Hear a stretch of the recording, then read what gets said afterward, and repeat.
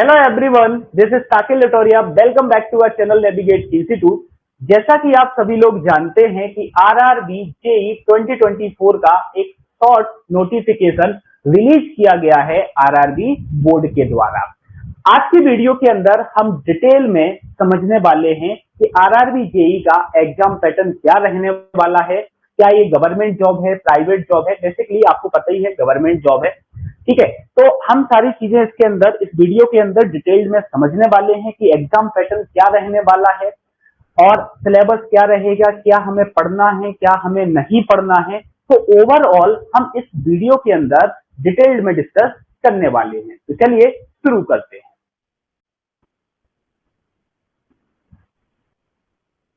जैसा कि आप यहाँ बोर्ड पर देख पा रहे होंगे कि हम बात कर रहे हैं इंडियन रेलवेज की, जिसके द्वारा आरआरबी जेईई 2024 का एक शॉर्ट नोटिफिकेशन यहाँ पर रिलीज किया गया है।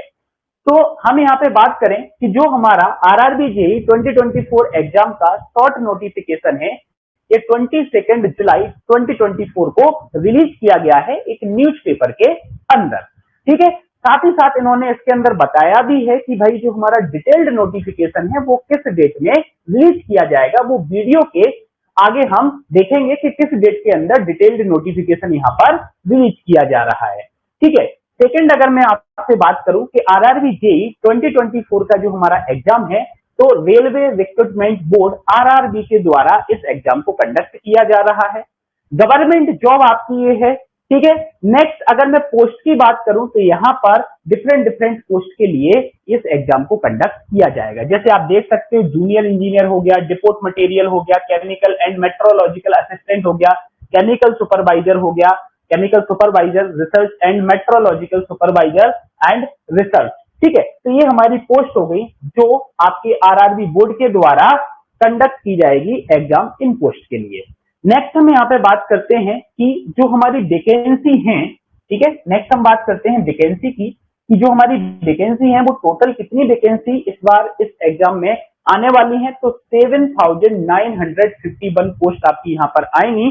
अगर आप इसको थोड़ा सा कैटेगराइज वाइज देखोगे तो जो जूनियर इंजीनियर की आपकी पोस्ट रहने वाली है वो आपकी टोटल पोस्ट कितनी रहने वाली है, वो आपकी टोटल पोस्ट रहेंगी 7,934। और जो 17 पोस्ट आप यहाँ पर देख पा रहे होंगे, यहाँ पर आप क्या देख पा रहे होंगे, ये 17 पोस्ट जो लिखी हुई है, ये 17 पोस्ट आपकी जो रहने वाली है वो 17 पोस्ट आपकी रहेंगी chemical supervisor research and metrological supervisor research.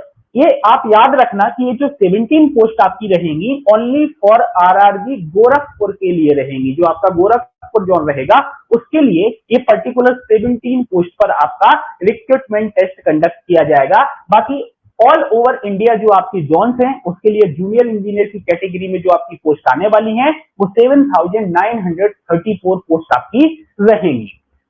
Next अपन यहाँ पे बात करते हैं इंपोर्टेंट डेट्स की। तो आप यहाँ पे देख सकते हो कि ऑनलाइन रजिस्ट्रेशन जो हमारे हैं वो 30 जुलाई से स्टार्ट होंगे और 29 अगस्त 2024 तक जारी रहेंगे। मतलब स्टार्टिंग डेट जो रहेगी वो 30 जुलाई रहेगी और 29 अगस्त, ठीक है, आपकी ये लास्ट डेट रहने वाली है। अगर मैं थोड़ा सा और डिटेल में यहाँ पे बात करूं तो आरआरबी जेईई 2024 का जो नोटिफिकेशन है, कौन सा नोटिफिकेशन है, शॉर्ट नोटिफिकेशन जो आपका है वो 22 जुलाई 2024 को एक न्यूज़पेपर के आर्टिकल में निकाला गया है। अगर मैं बात करूं डिटेल्ड नोटिफिकेशन की तो डिटेल्ड नोटिफिकेशन आपका 29 जुलाई को यहाँ पर रिलीज किया जाएगा, ठीक है। इसको आप ऑफिशियल वेबसाइट पर देख सकते हैं। अभी आगे आपको बता दूंगा मैं कि कौन सी ऑफिशियल वेबसाइट आपको विजिट करना है जिस पर आप 29 जुलाई को इन नोटिफिकेशन को डिटेल्ड में पढ़ सकते हैं। नेक्स्ट अगर मैं बात करूं तो ऑनलाइन फॉर्म जो आपके होंगे आरआरबी जेईई 2024 के लिए वो 30 जुलाई मतलब 30 जुलाई से स्टार्ट होंगे और लास्ट डेट जो आपका रहेगा ऑनलाइन एप्लीकेशन फॉर्म का वो 29 अगस्त 2024 आपका रहने वाला है। मतलब 30 जुलाई 2024 से आपके ऑनलाइन फॉर्म फिलिंग स्टार्ट हो जाएगा जो आप 29 अगस्त 2024 तक भर सकते हैं। नेक्स्ट अगर मैं बात करूं तो लास्ट डेट जो आपकी रहेगी एप्लीकेशन फीस की वो भी आपकी 29 अगस्त रहेगी। तो मतलब ऐसा नहीं है कि आपने फॉर्म को फिल कर दिया, अपने इंफॉर्मेशन को सेव कर दिया और आप इंतजार कर रहे हैं कि भाई 29 के बाद भी एक दो दिन मिलते हैं, बहुत सारी एग्जाम्स में एक दो दिन मिलते हैं कि आप ही पेमेंट एक दो दिन बाद भी कर सकते हो। लेकिन याद रखना, यहाँ पे फॉर्म की भी लास्ट डेट आपकी रहेगी 29 और एप्लीकेशन फी की भी जो आपकी रहेगी डेट वो 29 ही रहेगी। तो सेम है, तो भाई इंतजार नहीं करना, 29 अगस्त के पहले आपको ये फॉर्म फिल कर देना है। अगर मैं आरआरबी जेईई एग्जाम डेट की बात करूं यहाँ पर, तो एग्जाम डेट जो आपकी है वो शॉर्ट नोटिफिकेशन के अंदर मेंशन नहीं है। वो एग्जाम डेट आपको मिलेगी किसके अंदर, डिटेल्ड नोटिफिकेशन के अंदर, जिसका हमें इंतजार करना है 29 जुलाई तक। ठीक है, तो 29 जुलाई को हमें पता चल जाएगा कि एग्जाम डेट हमारी क्या रहने वाली है, किस डेट में एग्जाम होगा। तो एक हमें प्रिपरेशन का टाइम पीरियड भी पता चल जाएगा कि इतने मंथ हमें मिल रहे हैं और इतने मंथ में हमें प्रिपेयर करके एग्जाम यहाँ पर देना है। नेक्स्ट अपन यहाँ पे बात करते हैं जॉब लोकेशन। तो जैसा कि मैं आपको बता चुका हूँ, ऑल ओवर इंडिया आपकी जॉब लोकेशन रहेगी। आप जिस जोन से फॉर्म को फिल करोगे उस जोन में आपको पोस्टिंग मिलेगी, अगर आप इस एग्जाम को क्वालिफाई कर लेते हैं तो। नेक्स्ट अगर मैं बात करूं कि एप्लीकेशन फी आपकी क्या रहने वाली है, तो एप्लीकेशन फी की अगर मैं बात करूं तो अगर आप अनरिजर्व्ड कैटेगरी से बिलोंग करते हैं तो आपकी जो एग्जाम फीस रहेगी वो 500 रुपए रहेगी। और अगर आप SC ST, ठीक है, माइनॉरिटीज या EWS कैटेगरी से हैं तो आपकी यहाँ पर 250 फीस रहने वाली है। एक्स सर्विसमैन, PWD आपकी जो रहेंगे, फीमेल, ट्रांसजेंडर, इनका जो फीस रहेगा वो भी आपका क्या रहेगा, वो भी आपका 250 रुपए यहाँ पे फीस रहेगा। लेकिन इनने एक यहाँ पर नोट डाला हुआ है शॉर्ट नोटिफिकेशन के अंदर, अगर आप फर्स्ट CBT एग्जाम में अपीयर होते हैं तो ये जो एप्लीकेशन फीस आपकी है ये आपकी रिटर्न कर दी जाएगी। ठीक है, तो एग्जाम ड्यूरिंग द एग्जाम जब आप एग्जाम देते हो तो उस टाइम पे ये कोई फॉर्म फिल वगैरह करवाते हैं, वहां पे आपकी इस फीस को रिफंड करने के लिए वो फॉर्म को फिल कराया जाता है। ठीक है, तो एप्लीकेशन फी भी यहाँ पे पता चल गई है कि भाई अनरिजर्व्ड कैटेगरी में 500 और अगर आप कैटेगरी से बिलोंग करते हैं तो 250 आपको यहाँ पर पे करना है। नेक्स्ट अपन यहाँ पे बात करते हैं कि भाई जो हम एग्जाम की बात कर रहे हैं, आरआरबी जेईई 2024 एग्जाम की बात कर रहे हैं, इसका एग्जाम पैटर्न क्या रहेगा। ठीक है, एग्जाम पैटर्न की हम बात करें तो एग्जाम पैटर्न आप यहाँ पे देख सकते हो कि हमारा फर्स्ट स्टेज CBT टेस्ट रहेगा। CBT मतलब कि कंप्यूटर बेस्ड टेस्ट यहाँ पे होने वाला है। नेक्स्ट आपका सेकेंड स्टेज CBT होगा। अगर आप फर्स्ट स्टेज CBT को क्वालिफाई करोगे तभी आप second stage of CBT exam को दे पाओगे। जब CBT सेकंड आप क्वालिफाई कर लोगे तो आपका डॉक्यूमेंट वेरिफिकेशन किया जाएगा और डॉक्यूमेंट वेरिफिकेशन के बाद आपका मेडिकल एग्जामिनेशन यहाँ पर होगा। मेडिकल सर्टिफिकेट आपको यहाँ पर प्रोवाइड करना पड़ेगा। तो ये 4 स्टेप्स आपकी यहाँ पर हैं। स्कीम की अगर मैं बात करूं, एग्जाम स्कीम की, तो 4 स्टेप्स आपकी हैं। नेक्स्ट जो सबसे ज्यादा मन में क्वेश्चन आता है कि क्या इस एग्जाम के अंदर नेगेटिव मार्किंग होगी, तो यस, इस एग्जाम के अंदर आपको नेगेटिव मार्किंग देखने को मिलेगी और नेगेटिव मार्किंग जो आपकी होगी वो 1/3 की आपकी नेगेटिव मार्किंग होगी। कितनी होगी? 1/3 की आपकी नेगेटिव मार्किंग होगी। तो ये भी चीज याद रखना है कि इस एग्जाम के अंदर आपको नेगेटिव मार्किंग देखने को मिलेगा। नेक्स्ट अगर मैं बात करूं कि मिनिमम परसेंटेज ऑफ मार्क्स क्या रहने वाले हैं एलिजिबिलिटी के लिए, तो अगर आप अनरिजर्व्ड कैटेगरी से हैं तो आपको 40% मिनिमम मार्क्स चाहिए, इतना आपका मिनिमम मार्क्स होना चाहिए। ओबीसी कैटेगरी में 30%, एससी कैटेगरी के अंदर भी 30%, एसटी कैटेगरी के अंदर 25% आपका क्या रहेगा, 25% मिनिमम मार्क्स रहेगा। क्लियर? और एडिशनल आपको यहाँ पे रिलैक्स जो मार्क्स मिलेंगे वो 2% का आपको मार्क्स मिलेगा। जैसे कि पीडब्ल्यूडी कैंडिडेट्स जो होते हैं तो उनको 2% का रिलैक्सेशन यहाँ पर दिया जाएगा मिनिमम मार्क्स के अंदर। ठीक है, तो minimum percentage of marks for eligibility इसकी बात की है। अनरिजर्व्ड कैटेगरी के लिए 40%, ओबीसी के लिए 30, एससी के लिए 30 और एसटी कैटेगरी के लिए 25% आपका रहेगा। ठीक है, नेक्स्ट क्वेश्चन यहाँ पर कि सैलरी क्या होगी, सैलरी हमें कितनी मिलने वाली है अगर हम इस एग्जाम को क्वालिफाई कर लेते हैं और इस जॉब को हम ज्वाइन करते हैं। तो जो हमारी सैलरी यहाँ पर होगी लेवल 6 हमारा यहाँ पर पेमेंट रहेगा। और अगर बात किया जाए तो इनिशियल पे जो आपको होगा वो 35,400 का आपको इनिशियल पेमेंट होगा।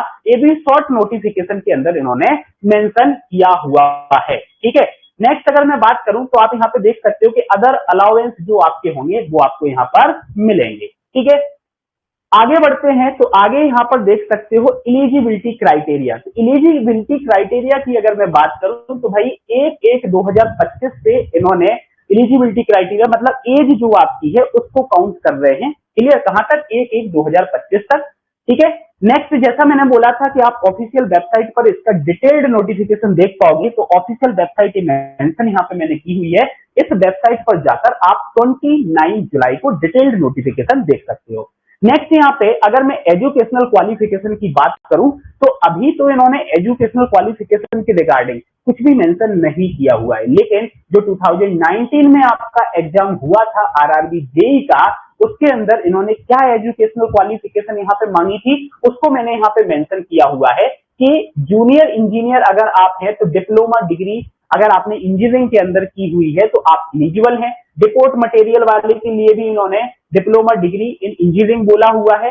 जूनियर इंजीनियर इंफॉर्मेशन टेक्नोलॉजी की अगर मैं बात करूं तो यहाँ पे पीजीडीसीए या फिर बीएससी अगर आपने कंप्यूटर साइंस में किया हुआ है, बीसीए हो गया, बीटेक हो गया आईटी में, बीटेक आपका कंप्यूटर साइंस में हो गया, ठीक है, 3 ईयर आपका equivalent for recognised university and institute. तो ये आपका जो junior engineer information and technology के लिए है वो आपका एजुकेशनल क्वालिफिकेशन आपकी ये रिक्वायर्ड यहाँ पे रहेगी। केमिकल एंड मेट्रोलॉजिकल असिस्टेंट के लिए बैचलर डिग्री आपको चाहिए यहाँ पे साइंस में, मतलब कि फिजिक्स केमिस्ट्री में आपने की हो, जिसमें आपके मिनिमम 55% मार्क्स यहाँ पर 55% मार्क्स आपके कम से कम होने चाहिए फिजिक्स या केमिस्ट्री के अंदर, साइंस डिग्री आपके पास होनी चाहिए। तो ये आपकी एजुकेशनल क्वालिफिकेशन यहाँ पर हो गई है जो डिफरेंट पोस्ट के अकॉर्डिंग मेंशन मैंने यहाँ पे कर दी, और ये मैंने मेंशन किया 2019 के बेसिस पर। ठीक है, तो ये चीज आपको याद रखना है, क्योंकि अभी जो शॉर्ट नोटिफिकेशन आया हुआ है उसके अंदर कोई भी ऐसा डिटेल्ड मेंशन नहीं किया है। 29 जुलाई को जब आपका डिटेल्ड नोटिफिकेशन आएगा उसमें जो भी चीजें मेंशन होंगी उस पर मैं एक अलग से फिर से सेपरेट वीडियो बनाऊंगा और उसमें आपको सारी डिटेल्स मिल जाएंगी। ठीक है, नेक्स्ट अपन यहाँ पे बात करते हैं जेई का जो एग्जाम पैटर्न रहेगा। तो एग्जाम पैटर्न में अभी हमने स्कीम देखी थी कि फर्स्ट स्टेज सीबीटी आपका होगा, सेकंड स्टेज सीबीटी आपका होगा, देन आपको डॉक्यूमेंट वेरिफिकेशन कराना पड़ेगा और उसके बाद आपका मेडिकल एग्जामिनेशन होगा। तो यही चीजें यहाँ पे मेंशन है। नेक्स्ट आप यहाँ पे देखो कि आपकी नेगेटिव मार्किंग का भी यहाँ पे मेंशन किया गया है कि 1/3 आपकी नेगेटिव मार्किंग रहेगी। जो आपका सीबीटी 1 एग्जाम होगा, जो आपका सीबीटी 1 एग्जाम होगा, इसके लिए आपको 90 मिनट का समय मिलेगा। कितने मिनट का समय मिलेगा? 90 मिनट का समय मिलेगा। और जो आपका सेकंड सीबीटी होगा, जो आपका क्या होगा, जो आपका सेकंड सीबीटी होगा, उसके लिए आपको 120 मिनट का समय मिलेगा। कितना मिलेगा? 120 मिनट का आपको समय मिलेगा। सीबीटी 1 के लिए 90 मिनट ओनली, और सेकंड सीबीटी जो आपका होगा उसके लिए 120 मिनट आपको यहाँ पर दिए जाएंगे। सीबीटी 1 जो आपका रहेगा इसके अंदर टोटल आपसे 100 क्वेश्चंस पूछे जाएंगे। कितने क्वेश्चंस पूछे जाएंगे? 100 क्वेश्चंस पूछे जाएंगे। और सीबीटी 2 जो आपका रहेगा इसके अंदर आपको टोटल 150 मार्क्स पूछे जाएंगे। टोटल कितने? सॉरी 150 क्वेश्चंस आपसे पूछे जाएंगे, 150 मार्क्स के ही रहेंगे। और नेक्स्ट अगर मैं बात करूं तो जो कंप्यूटर बेस्ड टेस्ट आपका रहेगा इसमें आपसे टोटल जो क्वेश्चंस पूछे जाएंगे वो मल्टी चॉइस क्वेश्चंस आपसे पूछे जाएंगे। कौन से क्वेश्चन पूछे जाएंगे? Multi choice. 4 ऑप्शंस आपको दिए गए होंगे, करेक्ट ऑप्शन पर आपको टिक करना होगा। तो एमसीक्यू क्वेश्चंस आपसे पूछे जाएंगे। ठीक है, नेक्स्ट अगर मैं बात करूं तो यहाँ पे एग्जाम पैटर्न आप देखो सीबीटी 1 का। सीबीटी 1 के अंदर आपको कौन कौन से सब्जेक्ट पढ़ना है जो आपसे जिनके रिगार्डिंग क्वेश्चंस पूछे जाएंगे। टोटल आपके 100 क्वेश्चंस आना है सीबीटी 1 में। तो सीबीटी 1 में आप यहाँ पे देखो पहला सब्जेक्ट आपका मैथमेटिक्स होगा, और मैथमेटिक्स के आपको जो क्वेश्चंस पूछे जाएंगे 30 क्वेश्चंस पूछे जाएंगे, जो कितने मार्क्स के होंगे? 30 मार्क्स के आपके होंगे। ये मैं पहले भी बता चुका हूं कि सीबीटी 1 में आपको 90 मिनट का समय दिया जाएगा। ठीक है, तो 30 क्वेश्चन आपके मैथमेटिक्स के यहाँ पर हो गए हैं। जनरल इंटेलिजेंसी एंड रीजनिंग की बात करूं तो 25 क्वेश्चन आपको पूछे जाएंगे, जो आपके कितने मार्क्स के होंगे? 25 मार्क्स के होंगे। कितने होंगे? 25 मार्क्स के होंगे। नेक्स्ट अगर मैं बात करूं जनरल अवेयरनेस, तो जनरल अवेयरनेस के आपको टोटल 15 क्वेश्चंस पूछे जाएंगे, जो कितने मार्क्स के होंगे? 15 मार्क्स के होंगे। नेक्स्ट जनरल साइंस की अगर मैं बात करूं तो 30 क्वेश्चंस और 30 मार्क्स आपके होंगे। मतलब टोटल सीबीटी 1 में अपने को 100 क्वेश्चन मिलने वाले हैं, और टोटल हमारे पास मार्क्स जो होंगे वो हमारे 100 मार्क्स होंगे। अगर मैं सीबीटी 1 के कट ऑफ की बात करूं तो 2019 में जो आपका कट ऑफ हुआ है, तो जोन वाइज इसका कट ऑफ वेरी करता है। ठीक है, जैसे मुंबई जोन की अगर मैं बात करूं तो जनरल कैटेगरी का आपका 65 पॉइंट कुछ आपका कट ऑफ गया था। अगर मैं अहमदाबाद की बात करूं तो अहमदाबाद में यही कट ऑफ आपका 74 पॉइंट कुछ गया था जनरल कैटेगरी का। ठीक है, अगर मैं भोपाल की बात करूं तो भोपाल में 58 या 59 करस्पॉन्डिंग आपका इतना गया था, एग्जैक्ट वैल्यू अभी मुझे याद नहीं है, बट इतना आपका 58 टू 59 के आसपास आपका भोपाल में गया था।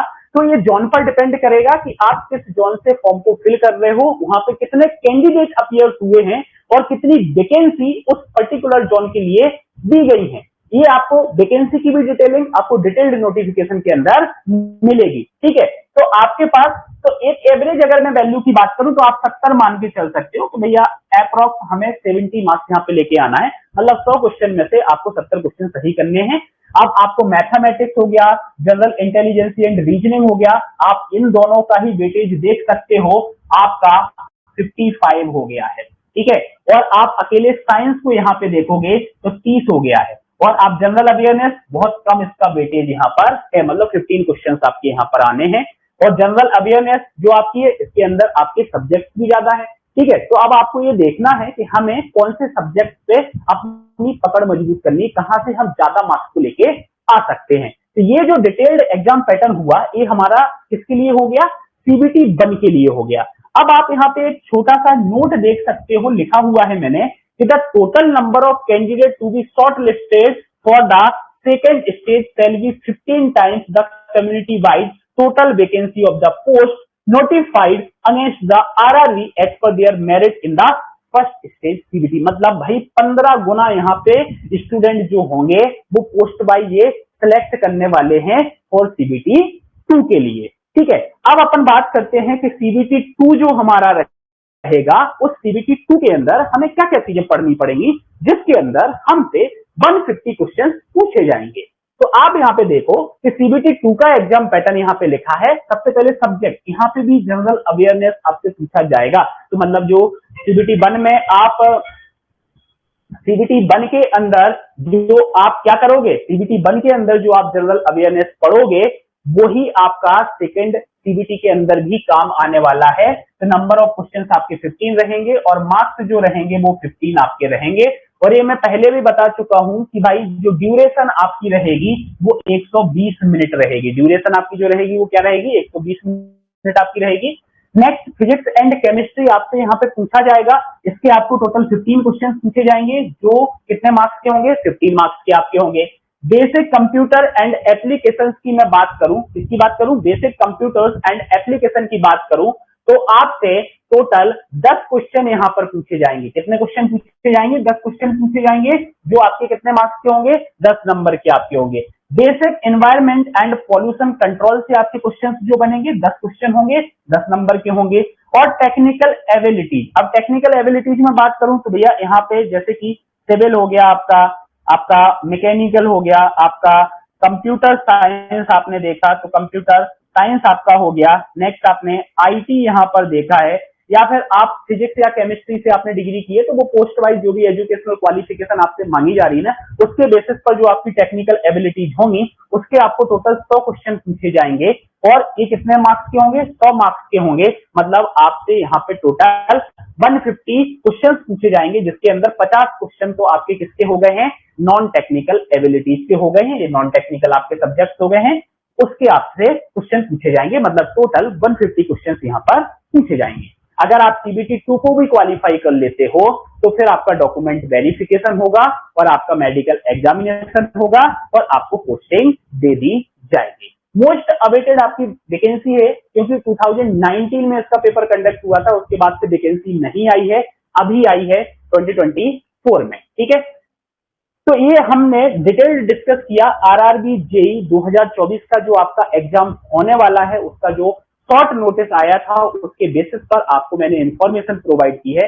साथ ही साथ अगर आप इस एग्जाम को टारगेट कर रहे हैं 2024 आरआरबी जेई एग्जाम को देने वाले हैं और अभी तक आपने प्रिपरेशन स्टार्ट नहीं की है और प्रिपरेशन का सोच रहे हैं तो नेविगेट इंस्टीट्यूट ने ऑनलाइन और ऑफलाइन दोनों ही मोड में आरआरबी जेई के लिए स्पेशल बैच अनाउंस किया है। अगर मैं ऑनलाइन बैच की बात करूं तो आप देख सकते हो 25 जुलाई 2024 से आपका स्टार्ट हो रहा है। इसके लिए आपको नेविगेट प्राइम ऐप को डाउनलोड करना है। इस पर एक कोर्स आपको मिल जाएगा जो 25 जुलाई 2024 से लाइव हो जाएगा। लाइव और रिकॉर्डेड दोनों ही फॉर्म में आपको मिलेगा, मतलब लाइव क्लासेस भी आप अटेंड कर सकते हो, अगर आपने लाइव क्लास को मिस कर दिया तो आप उसको एज अ रिकॉर्डेड फॉर्म में भी देख सकते हो। अगर मैं ऑफलाइन बैच की बात करूं तो 28 जुलाई 2024 से आपका ऑफलाइन बैच भी स्टार्ट हो रहा है। यहाँ पे एक और चीज आप यहाँ पे देख सकते हो कि जो फीचर्स आपको रहेंगे कि जैसे व्हाट्सएप सपोर्ट आपको मिलेगा, अगर आपको कभी भी किसी भी टाइम डाउट आ रहा है, कुछ भी आ रहा है, तो आपको टीचर्स अवेलेबल रहेंगे आपके व्हाट्सएप ग्रुप में, बाकी सारे स्टूडेंट्स भी रहेंगे, तो आप आपस में डिस्कशन भी कर सकते हो, डाउट डिस्कशन आपका होगा। नेक्स्ट, पोस्टल स्टडी मटेरियल भी अवेलेबल है ऑल ओवर इंडिया। अगर आपको पोस्टल स्टडी मटेरियल चाहिए आरआरबी जेई के लिए तो वो भी अवेलेबल है। टेस्ट सीरीज आपका हो गया और हैंड रिटन नोट्स भी आपको अवेलेबल है। तो जो भी आपको चाहिए सारी इंफॉर्मेशन आपको मिल जाएगी। आप इन नंबर्स पे कॉल कर सकते हैं और डिटेल में इंफॉर्मेशन के लिए। नेक्स्ट अगर मैं बात करूं तो ये नंबर्स हैं, अगर उसमें आपको नहीं दिखे हैं प्रॉपर तो आप यहाँ पे देख सकते हो, दोनों ही ऑफिशियल नंबर है, इन पर कॉल करके आप कोर्सेज की इंक्वायरी ले सकते हैं। ठीक है। नेक्स्ट अगर मैं बात करूं तो जैसे अगर आप इसके अलावा एमपीपीएससी हो गया, एसएससी जेईई हो गया, सब इंजीनियर एग्जाम आपका हो गया, इसकी भी अगर आप प्रिपरेशन कर रहे हैं और आपको पोस्टल स्टडी मटेरियल की नीड है तो भी आप पोस्टल स्टडी मटेरियल हमारे यहाँ से मंगवा सकते हैं। ठीक है। नंबर पे आप कॉल करके ऑल ओवर इंडिया आपको डिलीवरी मिल जाएगी। ठीक है। तो अगर आपको पोस्टल स्टडी मटेरियल की नीड है, आप घर पे सेल्फ स्टडी करना चाहते हैं तो आप सेल्फ स्टडी भी कर सकते हैं। नेक्स्ट अगर मैं बात करूं तो जैसे कि अभी मैंने कोर्सेज के बताया, principal grade 1, MPPSC JEE, SSC JEE, Vyapam sub engineer, test series आपका हो गया, पोस्टल स्टडी मटेरियल हो गया, टेस्ट सीरीज के साथ में पूरा पैकेज आपका हो गया। तो ये सारी चीजें अवेलेबल है। आप हमारे नंबर पर, जो नंबर अभी मैंने आपको बताए हैं, इन नंबर्स पे कॉल करके, ये नंबर्स पर आप कॉल करके इंफॉर्मेशन ले सकते हैं। जो भी आपको इंफॉर्मेशन चाहिए पोस्टल स्टडी के मटेरियल कोर्सेज के लिए, तो सारी इंफॉर्मेशन आपको यहाँ पर मिल जाएगी। ठीक है। तो अब जब 29 जुलाई को डिटेल्ड नोटिफिकेशन आएगा तो अपन डिटेल्ड नोटिफिकेशन को नेक्स्ट वीडियो के अंदर डिस्कस करेंगे। Thank you.